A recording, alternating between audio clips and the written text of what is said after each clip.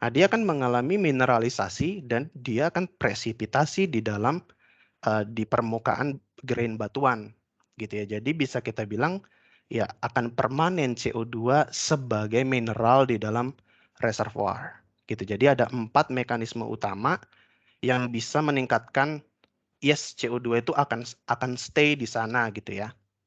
Nah, cuman kalau kita bicara tentang trapping tersebut, kita tidak bicara tentang 1, 2, 10 tahun gitu ya. Kita bicara unfortunately itu ratusan tahun bahkan ribuan tahun gitu ya. Jadi seperti ini kurvanya kita injeksi selama let's say 10, 20, 30 tahun.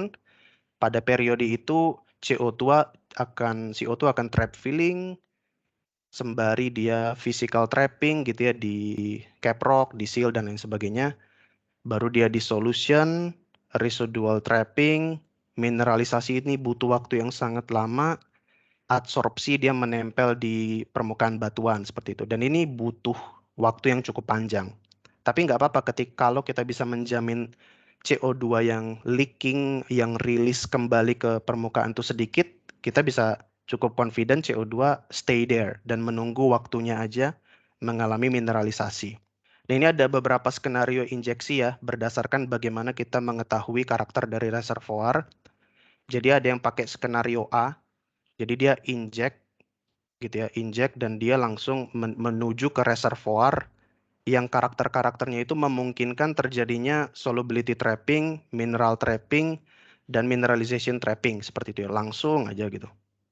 Tapi ada juga yang formasi B yang dia cuma mentok sampai solubility trapping aja. Komponen reservoirnya itu tidak memungkinkan terjadinya mineralisasi. Itu ada juga, tergantung karakter dari reservoir itu.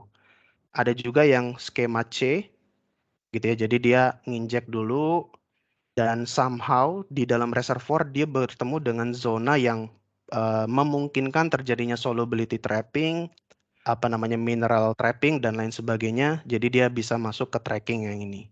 Ada juga yang kalau kita injek stratigraphic atau structural trapping, ya kita cuman puas sampai ionic atau solubility trapping saja dan tidak ada komponen lain yang memungkinkan terjadinya mineralisasi. Jadi kita perlu tahu, kita perlu karakter reservoir kita, memungkinkan nggak terjadinya residual trapping, ionic atau solubility trapping, dan terutama mineral trapping gitu ya. Karena dengan adanya trapping-trapping itu kita bisa cukup confident CO2 akan permanen di situ. Nah, ini ada sedikit perbandingan ya antara conventional trapping dengan structural dan stratigraphic.